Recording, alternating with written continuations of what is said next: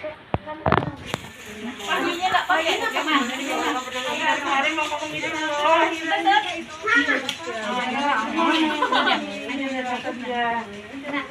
Makanya dia harus ngomong dulu sama Dana dulu.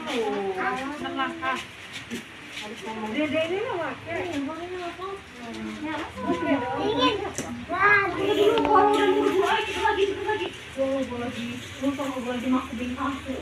Udah ketemu dulu mainannya. Mantap banget. Mana gue bikin bakso benar lagi.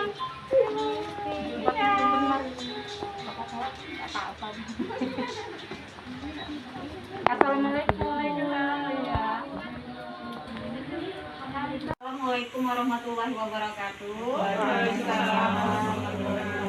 Selamat siang, salam sejahtera buat kita semua. Perkenalkan, nama saya Nur Maria Waroka. Saya selaku MC dari kelompok 3. Kami dari mahasiswa Universitas Muhammadiyah Pringsewu Lampung. Nanti di sini saya akan memperkenalkan teman-teman saya. Nanti ini ada Pak Hendrik sebagai moderator, teman saya Khairunisa Tanjung, Kak Reni sebagai penyaji. Di samping Kak Reni ada Gisela dan Mbak Maya sebagai notulen, dengan Gisela. Indri sebagai observer. Baiklah, di sini nanti kami akan menyampaikan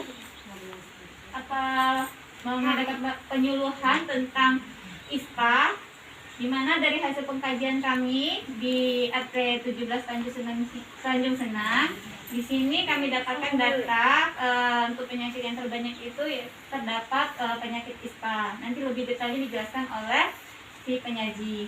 Kurang lebih waktunya sekitar 30 menit. Nanti ada sesi tanya jawab, yang mana kurang jelas bisa ditanyakan. Baik, saya selaku MC nanti saya kembalikan kepada moderator. Saya persilahkan. Terima kasih atas waktunya bagi MC. Di sini saya Hendrik Devoli akan coba memandu acara penyajian ini. Saya perkenalkan untuk Ibu Reni. Beliau adalah perawat di Rumah Sakit Geraha Husada. Nah, untuk waktu dan tempatnya saya persilahkan. Waktu 30 menit kurang lebih ya Bu ya. Terima kasih Bapak Hendrik untuk waktunya dan kesempatannya. Assalamualaikum warahmatullahi wabarakatuh. Waalaikumsalam. Saya Reni, mahasiswa dari Universitas Muhammadiyah Pringsewu. Bagaimana kabar ibu-ibu semuanya? Alhamdulillah. Semua ya. Ya semua ibu ya. Baiklah, kita langsung saja melakukan penyuluhan tentang ISPA. Sebelumnya saya mau bertanya, apakah dari antara ibu-ibu tahu tentang apa itu penyakit ISPA? Tahu namanya aja tapi penjelasannya. Oh iya. Baiklah, nanti saya akan jelaskan semua dari pengertian, tujuan, cara pengobatannya bagaimana, nanti saya jelaskannya. Kita langsung saja ya ibu-ibu ya. Di sini ISPA adalah infeksi saluran pernapasan yang berlangsung sampai 14 hari. Jadi masa inkubasinya itu sampai 14 hari. Di mana yang dimaksud dengan saluran pernapasan adalah organ mulai dari hidung sampai dengan gelembung paru beserta organ-organ di sekitarnya seperti sinus, tulang telinga tengah dan selaput paru. Ini untuk pengertian dari ISPA ya. Untuk penyebab dari ISPA sendiri, penyebabnya adalah bisa dari terinfeksi bakteri. Bakteri itu terdiri dari genus Streptococcus, Staphylococcus, Pneumococcus, dan virus golongan Mycovirus, Adenovirus, Coronavirus, Picornavirus, Influenza, Hypervirus. Penyebab yang lain adalah dari rendahnya asupan antioksidan seperti buah-buahan dan sayuran. Artinya kurang konsumsi makanan, sayuran, dan buah-buahannya ya. Status gizi yang kurang dan buruknya sanitasi daerah lingkungan kita. Buruknya asap rokok juga bisa tertular dari penderita yang lain. Dan penyebab yang lainnya sering berada di tempat yang berdebu tanpa menggunakan masker. Jadi itu baik sekali emang gunanya dari masker itu sendiri ya. Baik, ini dari penyebabnya. Untuk tanda dan gejala dari ISPA, Bapak Ibu-ibu sudah ada yang tahu belum ya? Tanda dan gejala dari ISPA. Ya, tanda dan gejala ISPA itu sepertinya sering kita tahu sebenarnya itu terdiri dari batuk yang sama hidung beringus atau pilek lah ya bahasa ininya, hidung tersumbat, sakit kepala, demam ringan, sakit ringan sama sesak nafas, itu tanda dan gejala dari ISPA sendiri ya. Untuk akibat dari komplikasinya ISPA itu sendiri apa? Di sini ada dari aplikasinya, bisa dari pneumonia, penyebab nyeri dada akibat paru-paru terinfeksi bakteri, asma, sesak berat, itu komplikasi dari ISPA sendiri. Meningitis itu meningitis radang pada selaput meningen. Untuk oma, otitis media akut biasanya itu pada sakit di telinganya ya. Bahasa awalnya maaf, congean.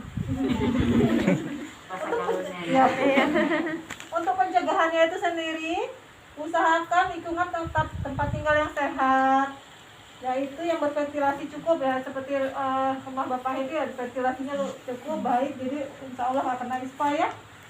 Dan tidak berasap, mudah-mudahan nggak ada di daerah sini, nggak ada yang untuk yang pabrik-pabrik gitu, nggak ada ya, tidak berasap ya. Apabila selama perawatan di rumah keadaan anak memburuk, maka dianjurkan untuk membawa ke dokter, berobat langsung ke dokter ya, atau ke petugas kesehatan. Gunakan masker, kembali lagi kita harus menggunakan masker bila berpergian kemana-mana. Apalagi lagi pandemi kayak gini ya, memang masker itu kita harus diwajibkan. Kerjasama dengan petugas kesehatan pemerintah untuk mempromosikan program imunisasi dan pemberian vitamin A. Itu juga berguna untuk pencegahan daripada penyakit ISPA itu sendiri. Baik, kita lanjut ya ibu-ibu ya. Bagaimana sih perawatan dari ISPA itu sendiri? Cara perawatannya yang pertama dengan meningkatkan makanan yang bergizi seperti yang tadi, makanan yang sayur, buah, itu baik sekali untuk mencegah penyakit dari ISPA itu sendiri. Bila demam, beri kompres dan banyak minum. Kompresnya kompres air hangat ya, jangan air dingin, jadi dia cepat turun nanti kalau dipakai air hangat. Bila hidung tersumbat karena pilek, bersihkan lubang hidung dengan sapu tangan yang bersih. Jadi kita kalau pilek, kita bersihkan dengan sapu tangan yang bersih. Usahakan pemberian cairan air putih. Maksudnya di sini banyakin minum air putih, konsumsi air teh itu boleh juga kalau memang air putihnya tidak biasa. Lebih banyak dari biasanya. Jadi konsumsinya lebih banyak daripada yang kita konsumsi saat kita sehat. Sebaiknya seperti itu. Ini dapat membantu mengecerkan dahak. Kekurangan cairan akan menambah rasa sakit yang diderita. Makanya disarankan untuk banyak minum.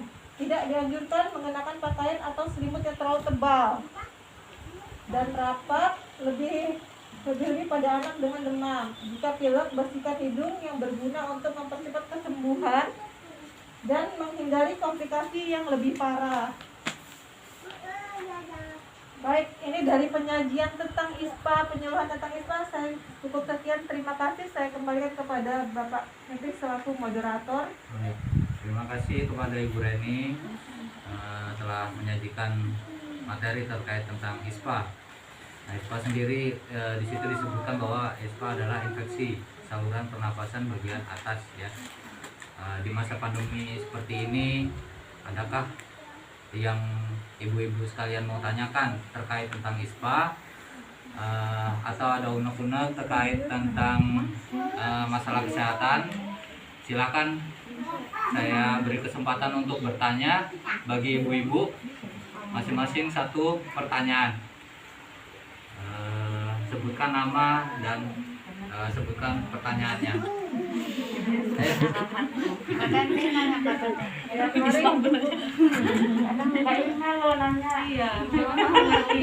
Silakan. Di luar konteks juga. Di luar konteks juga nggak apa-apa. Boleh ya. Boleh sebutkan nama anaknya. Dia ngecek nanti dulu, sabar. Assalamualaikum warahmatullahi wabarakatuh. Waalaikumsalam. Nama saya Tenti, 27 tahun. Punya bayi umur 2 tahun. Mbak, gini, kan ada vaksin namanya influenza ya. Itu kan biasanya kita harusnya dapat di dokter. Kalau di posyandu kayaknya nggak ada deh ya. Itu kan lebih ke booster apa penambahan gitu ya. Itu harus nggak sih sebenarnya? Maksudnya kalau misalkan kita enggak nih, apa dampaknya gitu loh. Soalnya saya kemarin saya kelewatan gitu, jadi saya nggak influenza gitu. Cuman saya yang lain Kalau kayak yang lain misalkan DPT, selain saya udah booster semua sih. Cuman influenza doang kelewatan, sama meningitis kelewatan waktu itu. Kan dia tuh ada rentang waktu kan ya, harus berapa bulan dari berapa bulan gitu. Nah, sekban kelewatan. Maksudnya kalau lagi pandemi kayak gini nih, kalau ke bayi tuh dampaknya gimana gitu. Gitu aja sih. Makasih. Sama-sama. Bisa mau langsung ditanggapi buat Ibu Reni Ya, untuk atau mau ditampung dulu? terserah mau. Langsung aja biar lebih fresh ya Biar dari enak yang nanya juga. pertanyaannya. Baik, untuk jawabannya kepada Sister Reni selanjutnya. Saya jawab pertanyaannya. Kalau misalnya imunisasi dari pemerintah itu yang sampai 9 bulan, yang dari HIV, polio, campak, DPT. Nah, kalau untuk yang influenza, meningitis atau yang rotavirus yang lain, Iya, rotavirus. itu cuma disarankan dari dokter. Ya, Gitu. Kalau misalnya dilakukan itu baik. Tapi pun kalau misalnya enggak nggak bermasalah gitu. Terus ada jeda waktu. Kan biasanya ada di buku posyandunya itu ada usia berapa dia harus ngurus ibunya. Nah, itu biasanya ada rentangnya. Masih diperbolehkan untuk dilakukan, tapi kalau misalnya ada boosternya lagi, disarankan untuk pas boosternya nanti diulangnya di waktu yang lain gitu. Karena efektivitasnya kalau sudah bulannya yang warna kuning itu sudah menurun gitu.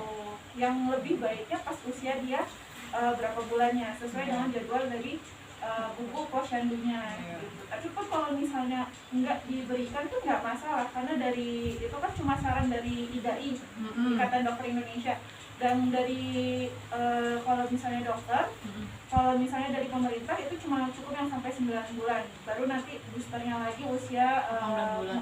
pas mau TK dan SD usia 5 tahun dan 6 tahun. Berarti 18 bulan tuh nggak nyangkut, nggak ini ya berarti ya, nggak harus ya? Kan dia tuh kan 9 terus 18 bulan ada lagi kan ya? Mama nggak bawa susu. Kalau 18 bulan kayaknya itu MR. MR ya plus Iya, 2, kalau MR plus itu 2. harus MR itu campak. Iya, terus aku ada DPT 4 itu di 12 sama 16 bulan deh kalau nggak salah. Ada DPT 4 lagi Mbak, sekarang harus sampai 4 tuh DPT yang booster. Iya. Itu dilewati nggak masalah kan ya? Kan ada di kartu ini Iya, benar. itu kan ada yang biasanya di warna hijau Iya, dan warna betul. kuning. Kalau misalnya itu nggak apa-apa sebenarnya kalau udah lewatan dia masih diperbolehkan gitu. atau digabungkan pas yang usia 14 bulannya. Nggak masuk Kalau misalnya 9 bulan nih MR ketinggalan. Iya. Nanti pas 18 bulan dia dikasihkan MR, baru nanti dihitungnya ke yang booster selanjutnya. Jadi dia memang ditinggalkan yang kemarinnya gitu. Cukup? Oke. Untuk pertanyaan selanjutnya silakan Ibu yang lain. Kalau ada yang mau ditanya.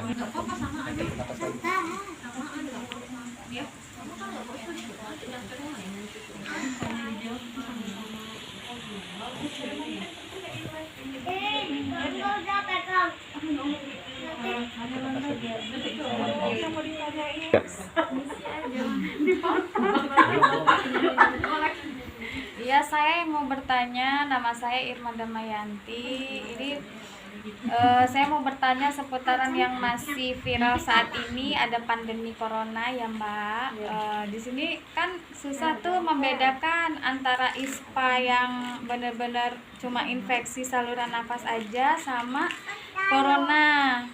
Kadang kan klinisnya sama, keluhannya sama, batuk, panas, terus hidung mampet, sakit tenggorokan. Jadi gimana caranya biar masyarakat ini tahu perbedaannya, sedikit saja yang bisa diiniin untuk perbedaan antara COVID-19 sama ISPA. Sekian dan terima kasih. Baik, silakan kepada Ibu Reni untuk menanggapi pertanyaan dari Ibu Irma terkait dengan apa sih perbedaan yang spesifik antara influenza atau ISPA tadi dengan coronavirus. Terima kasih Ibu Irma untuk pertanyaannya. Baik, saya akan mencoba untuk menjawabnya ya. Di sini memang kita lagi pandemi COVID Dan tanda-tanda dan gejalanya pun mirip dengan yang saya jelaskan tadi tentang ISPA ya, baik itu batuk, pilek, demam, hidung tersumbat. Kalau untuk di bagian COVID itu sendiri, dia biasanya ditambahkan dengan hilang indera perasa sama indera penciuman. Tapi untuk lebih pastinya lagi, itu ada pemeriksaan lanjutan. Pemeriksaan lanjutnya itu kita bisa lakukan swab antigen sama swab PCR. Yang lebih baik sih sebaiknya itu swab PCR karena itu hasilnya lebih valid daripada yang rapid antibody atau antigen. Ya, untuk melihat apakah itu COVID atau tidak ya tinggal tunggu hasil konfirmasinya dari hasil swab PCR itu sendiri untuk memastikannya. Memang sekarang ini tanda-tandanya kita batuk sedikit orang udah parno sama kita, aduh itu COVID bukan ya, sudah kayak gitu. Sekarang ini emang kalau batuk itu kalau bisa kita nyumput-nyumput, jangan batuk malahan kalau sekarang ini, karena sekarang memang lagi pandemi, dikit-dikit kalau kita batuk atau pilek kayu lo, awas lo kena ini ya, jadi kita tentukan juga. Kadang demam aja kan Iya, udah demam aja heboh. udah heboh, karena tanda gejalanya emang sepele sama kayak sakit-sakit biasa itu. Ya, tapi sebaiknya kita meningkatkan imun dalam hati kita, itu bukan COVID, insya Allah benar-benar kita sehat semua. Apa deh Mbak vitaminnya Mbak selain CDR? Kalau vitamin sebenarnya kita banyak makan sayuran, buah-buahan, sebaiknya mengkonsumsi yang seperti itu yang alami. Kalau memang kita kondisi sedang drop banget, baru kita tambahin doping vitamin. Yang benar-benar Gitu. kimia. Ya. Sama susu ya, berjemur, susu itu juga baik gitu. Jangan cuma anaknya doang. Sama mencuci tangan, kita harus rajin cuci tangan dan memakai masker. Anak ini gimana sih Mbak? Maksudnya gimana? Untuk dopingnya. Iya, kalau anak ini gimana sih ngasih dopingnya? Doping untuk anak-anak. Selain gula dan Makannya bagaimana? Mau tidak? Susah banget. Susah banget ya. Bisa dibantu dengan Iya. D3. Prof D3 tapi itu tetap harus ke dokter. Apa Mbak sorry? Prof D3 dia vitamin D3.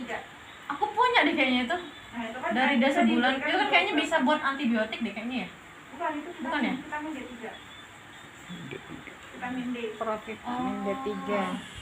Jadi itu biasanya Harus ke dokter dulu ya? Biasanya dokter yang memberikan karena kan dosisnya berbeda-beda. Tergantung berat badan dan umur ya. Pakai berat badan deh. Iya, berat badan dan umur. Perhitungan. Oke, cukup jelas Ibu Irma. Iya, insya Allah jelas. Oke.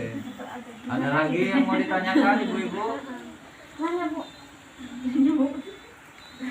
Ibu mau nanya? Ditanyakan melalui WA atau apa kepada kami ya, selama pertanyaan itu masih menyangkut seputar kesehatan, insya Allah kami akan menjawabnya. Oke, dari penjelasan moderator dan penyaji kami cukupkan. Silakan memasuki acara selanjutnya. Kepada MC kami kembalikan. Baik, untuk penyajian sudah disampaikan oleh Mbak Reni dan tanya jawab sesi tanya jawab sudah. Sekarang kita masuk ke sesi peragaan ya. Bagaimana sih cara perawatan untuk penanganan penyakit ISPA ini? Untuk peragaan kami persilakan ke Mbak Herunisa Tanjung dan Mbak Gisel.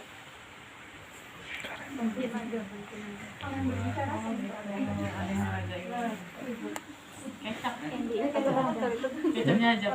gelas-gelasnya.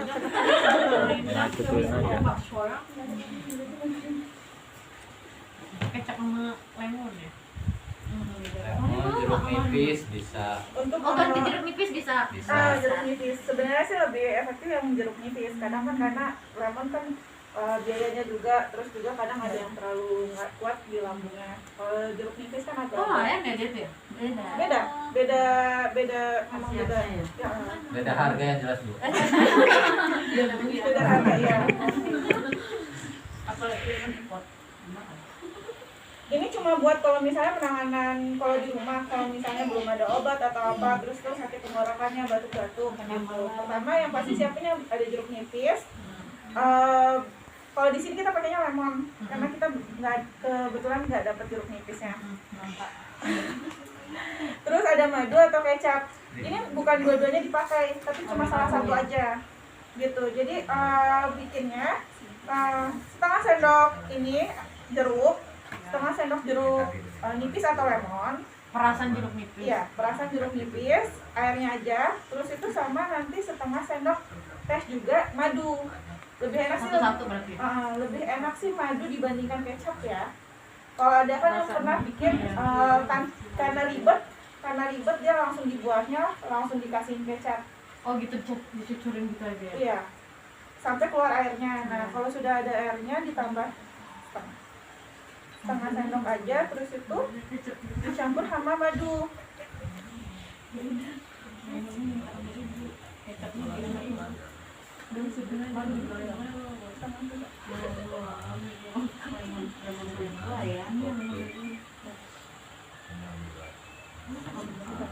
Aduk di gelas ya bukan? Nanti dicampur madu sama air perasan jeruk nipisnya dicampur. Nah kalau sudah jadi satu baru diminum. Nah itu bisa diminum 3 kali sehari. Nggak perlu ditambahin air ya Mbak ya? Nggak usah, nggak perlu ditambahin air. Gitu. Cuma airnya doang, air perasan jeruknya sama madu. Madunya juga setengah sendok teh. Gitu. Terserah, boleh milih kalau misalnya nggak suka madu, enakan kecap, bisa pakai kecap. Pilih salah satunya, nggak usah kedua-duanya. Gitu, soalnya kan dua-duanya sudah manis. Gitu. Kalau misalnya udah kecampur semua, nanti bentuknya akan kayak gini, dia jadi cair. Madunya juga nggak terlalu kental gitu. Nah itu bisa diminum 3 kali sehari. Gitu. Tapi kalau misalnya pun nggak berkurang, itu tetap anjurannya ke puskesmas boleh, ke puskesmas atau ke dokter setempat.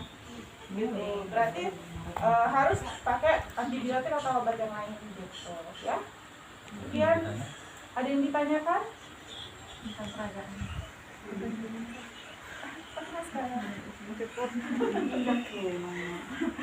Kalau gitu saya kembalikan ke bagian moderatornya. Itu ke bagian MC. Baik, terima kasih kepada Mbak Gisa dan Pak Disa sudah memperagakan bagaimana sih cara buat sedis ramuan lah ya untuk perawatan di rumah secara sederhana. Dari kegiatan kita hari ini akan saya simpulkan bahwa di mana di sini kami yang mengangkat penyakit tentang ISPA dari hasil pengkajian kami untuk warga yang ada di RT 17 Tanjung Senang ini terdapat penyakit yang terbanyak yaitu masalah penyakit ISPA ya, infeksi saluran pernapasan akut. Di sini untuk tanda gejalanya antara ISPA dengan COVID-19 kita lihat tadi sudah dijelaskan sama Mbak Reni itu tanda gejalanya itu hampir sama lah ya. Cuma di sini untuk membedakannya secara detail, kalau COVID-19 itu yang harus kita perhatikan yaitu hilangnya penciuman, hilangnya rasa kita, pengecap. Nah itu tanda gejala yang pastinya. Untuk melihatnya lagi itu kita lakukan pemeriksaan swab antigen atau swab PCR. Untuk kegiatan hari ini kami cukupkan. Untuk ibu-ibu semua kami ucapkan terima kasih sudah menyempatkan waktunya. Kami akhiri. Wassalamualaikum warahmatullahi wabarakatuh.